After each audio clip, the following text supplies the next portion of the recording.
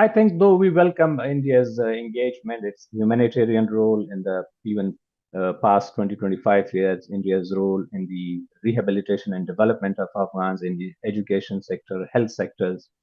But I believe that the Pakistani threat it's beyond Afghanistan. It's a threat for the regional stability. We Afghan call it like an Israel of our region. So this hegemonic policy and trend from Pakistan, it's a threat to the whole region. So then, when I say the whole region should react to stop the Pakistani aggression, I think India need to have a more proactive role. It's not only we welcome the Indian, the foreign ministry, they also condemn the Pakistani aggression, but there is a need to do more from Indian side. India has a very wide diplomatic relations and presence in the global fora, if it's United Nations. So they should help because currently the Afghan government under Taliban, they are isolated, they are not recognized. So that's another issue that being an Afghan, we call on the Taliban regime to also accept the demands of the Afghan people. They should be given their due rights. And ultimately, once you have legitimacy from your own people, then you can have legitimacy globally. So I think India can work on political front with Afghanistan to make Pakistan pay for what the war crimes they have committed in Afghanistan. Okay, looking at the current conflicts going on globally in the Middle East, Iran. So unfortunately, the United States has also, which was once a stabilizing force globally, is now destabilizing the whole regions, the globe. And Pakistani military is a contracted force. They always work as a proxy. So now they have become a proxy, and many in Afghans and also in the region, they believe that this is not only Pakistani mission that they have started fighting war in Afghanistan. It's maybe some broader players are involved. So the world order is we can see it's quite disrupted and dismantled. So in this situation, Pakistan is also taking advantage of this because there is no accountability, no one can stop. There is no a fair and just system that no one is listening to United Nations. Even a terrorist country like Pakistan is sitting on the UN Security Council on the Sanctions Committee on Al Qaeda and ISIS, where Al Qaeda have roots in Pakistan, where ISIS, even Taliban, are providing evidence that the ISIS have roots in Pakistan. So, looking at all these the problems that one become confused, like even the globe has become confused. So it's very desperate and unfortunate situation that globally the conflicts that are going on, it's not helping, and there are no forces to stop and to put an end and withstand these developments.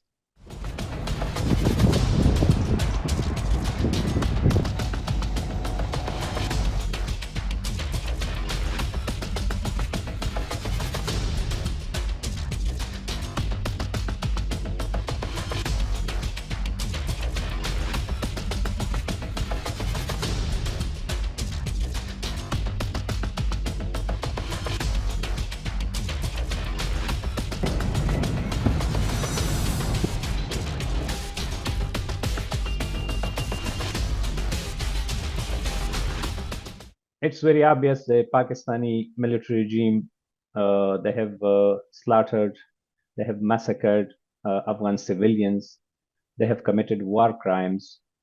There is no doubt the international aid agencies, the United Nations political representation in Afghanistan, and the other NGOs, they have verified this, and they should be documented. So it's very clear that the Pakistani military is doing aggression against the innocent civilian. for their own wrongdoings, for their own internal problems. They are blaming Afghanistan. The Afghan civilians are being targeted. It's the first time in the past several decades that Afghanistan was having a little bit stability, though there are political issues, but these are Afghan internal issues. But now Pakistan has brought its own civil war into Afghanistan, and now they want Afghanistan to be part of that war. So the Pakistan is committing war crimes in Afghanistan. So you have also mentioned, and we have read about it, that Afghan Taliban has said, United Nations has said, and several aid agencies have said that the strike happened from Pakistan. But Pakistan response to this incident has also raised certain concerns. Their information minister has strongly rejected that Pakistan was responsible for the airstrike. Instead, he called it a propaganda by Taliban. How do you see it, the reaction coming from Pakistan, sort of very insensitive remarks coming from their leadership, sir? So Pakistan has never told truth. It's a liar state. When you look at the history, they were lying to the Bangladeshi people. They were doing atrocities against the Bangla people. They are doing atrocities against their own people in Balochistan. They are killing Pashtuns in the Fata and the tribal areas. They never you cannot trust and believe Pakistan. So that's why we know that Pakistan have committed crimes in Afghanistan, and no one now believes the Pakistan. Everyone knows that the Pakistani state, they were hiding the world most wanted terrorist Osama bin Laden close to Islamabad. But at the same time, they were part of the coalition. They were a non-NATO ally of the US. So the double game, the lies, it's the Pakistan character, part of the Pakistani state character. Pakistan is a terrorist state. Now they have proved there is no need for an evidence. And what Pakistan is doing, and they since last October in 2025, when they first attacked Kabul, so afterwards, due to their desperate situation, due to their frustration, failing behind, their failure on internal fronts, they can't fight the TTP, they can't fight Baloch. We are witnessing districts are falling to the Baloch Liberation Army. And there is no rule in the Fata. The tribal areas are governed by the militants. So to hide these weaknesses, now they blame Afghanistan and they are attacking Afghanistan. So you have previously served in Pakistan as a deputy ambassador, and you also had a ministerial position in the Afghan government previously. Based on your experience, sir, how would you describe Pakistan policies towards Afghanistan in recent months, sir? Because the current situation is quite strange, because at one point of time Taliban and Pakistan were allies, and many in Pakistan celebrated the fall of Ashraf Ghani government. How do you see the current situation, and why there is so much violence, cross border fighting between Taliban and Pakistan, according to you?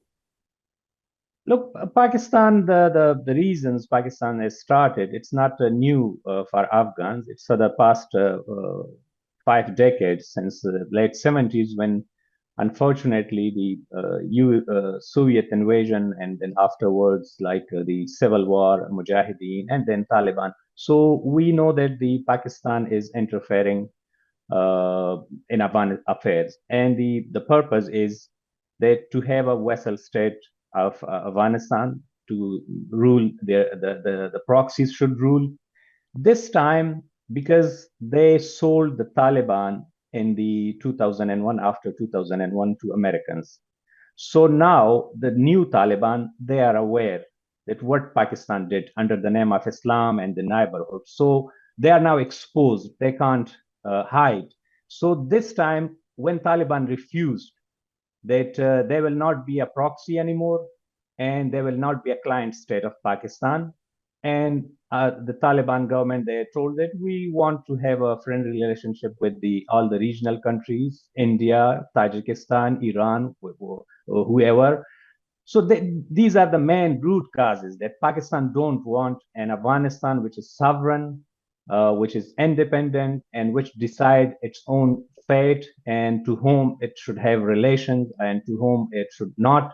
So that's the core cause. And now these are the blames, and these are now they're like fabricated reasons for attack and these instability. So the main causes we know, and there are the other issues that Afghanistan, we don't accept this the Durand line, which is a colonial line, and the people of same ethnicity, language, and without their will, they were become part of the made part of Pakistan, and it's not a new thing. Right after the 1947, when the partition of India came, Afghanistan did not accept it, and even rejected it in the United Nations, the Pakistani membership.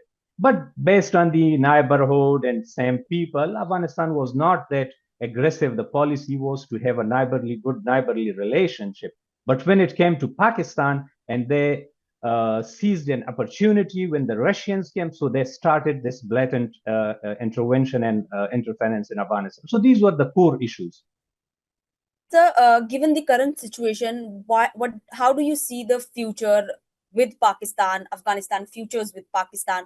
Because we are seeing Afghanistan trying for a stability. It is struggling for a stability.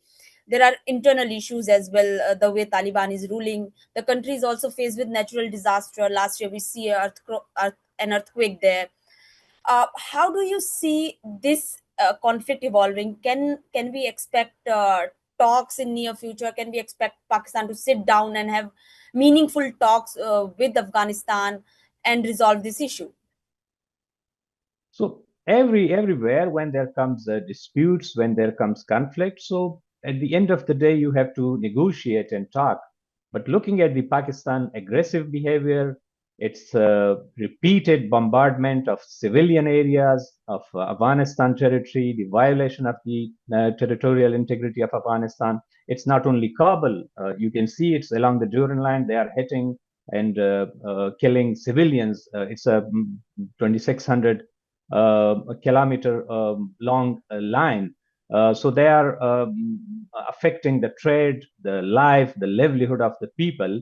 So looking at this aggressive behavior of Pakistan, so there is no room for negotiations, and particularly after these uh, like the war crimes they did in Kabul, where they hit a hospital, where a rehabilitation center for a former drug addicts, and everyone knows that they massacred like hundreds of people, and so these were the most vulnerable population of the Afghan people.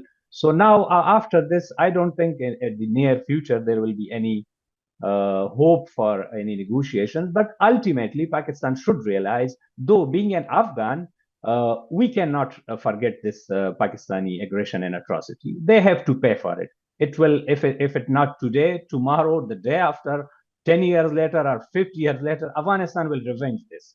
It will depend on the situation, but ultimately it's in the benefit of both people, because it's the Durand line, it's a same people, same tribal link, same culture, language. So we don't want that the people on both sides suffers more. So there should be a negotiation and talks, but Pakistan should realize that they should solve their problem in their own territory.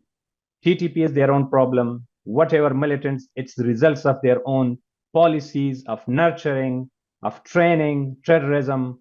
And now we can see that the Pakistani military has become a reason for destabilization of this region. It's not only for Afghanistan. The whole region should act unitedly and unifiedly to fight this Pakistani aggression.